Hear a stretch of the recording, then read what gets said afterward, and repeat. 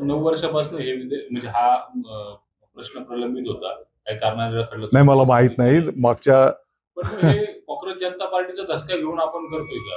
तर त्यांनी सगळ्या गुणवत्ता आणि तुम्हाला मी याचा फाईल देईल या विषयाची.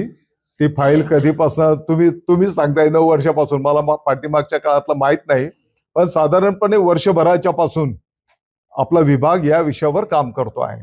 शाळांच्या तपासणीचा जो म्हणजे शाळांच्या आपण जे तपासणी करतोय त्याची जी गुणवत्ता तपासतोय, त्याच्याबरोबर त्या भौतिक सुविधा तपासतोय, हे सगळं त्याच अनुषंगाने होतं. अरे आपण मागे 1-1.5 वर्षापूर्वीपासून आपण सगळेजण करतोच आहोत ना. हे आपण गेलेलो नाही शाळेमध्ये,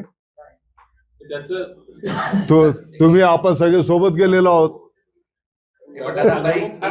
प्रश्न मुळात असा आहे की तुमचं जे कार्यक्षेत्र आहे ते पूर्व प्राथमिक पासून 12वी पर्यंतच आहे. 1ली ते 12वी.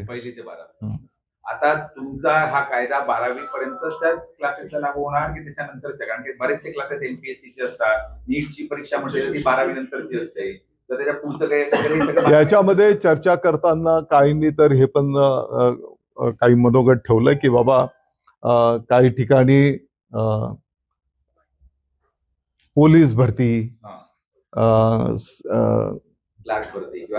इतर भरतीच्याही संदर्भात मला वाटतं की आता हा जो विषय आहे हा वरिष्ठ महाविद्यालयांचा, तर त्या विभागाशी आम्ही संवाद करू. दादा, हा 13 वर्षाच्या खालील आपण जो निर्णय घेत आहोत, तर कुठल्या राज्याचा आपण अभ्यास केला आणि कुठल्या कुठल्या राज्यामध्ये असं आहे त्याचं माहिती देऊ तुम्हाला. सर्व शाळांचे महाविद्यालयांचे विद्यार्थी मोठ्या संख्येने खाजगी क्लासेस मध्ये जातात, पण मग ते का जातात किंवा त्या शाळेचे व्यवस्थित शिकवलं जात नाही, ती शाळा अनुदान पण घेते, ग्रँट मिळतात, प्राध्यापक भरती होते, त्यांच्या संदर्भात आपण काही ऍक्शन घेणार का? नाही, मला वाटतं की गुणवत्ता वाढ करणं हे तर आपली रुटीन जबाबदारीच आहे. आणि तुम्ही म्हणता ते बरोबर आहे.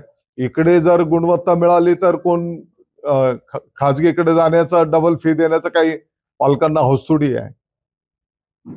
ते अनुदान घेतात, आपले सर्व सोयी सुविधा आपल्या घेतात, मग तरी ते बाहेर जातात. मग असेच अनुदान वगैरे आपण कमी करणार की प्राध्यापकांची संख्या कमी करणार? ज्या शाळेमध्ये येणाऱ्या काळामध्ये जर बाबा विद्यार्थी नाही, प्रॅक्टिकल तिथे आणि रेकॉर्डवर शाळा आहे, विद्यार्थी क्लासेसमध्ये आहेत, अशा ठिकाणी कारवाई होईल. पण 5वीच्या आतली जे मुलं आहेत त्यांचं दप्तराचं जे वजन आहे त्यांच्या पाठीवर मोठ्या प्रमाणात आहे, तर त्याबाबत पण काही निर्णय होणार आहे का? मला वाटतं की पाठीमागच्या काळामध्ये म्हणजे मागच्या 2 वर्षापूर्वीच या संदर्भातलं भरपूर काम त्या ठिकाणी करण्यात आलं. मागच्या काळामध्ये काही पुस्तकांमध्ये कोरी पानं वगैरे पण होती, ती पण आपण त्या ठिकाणी कमी केली.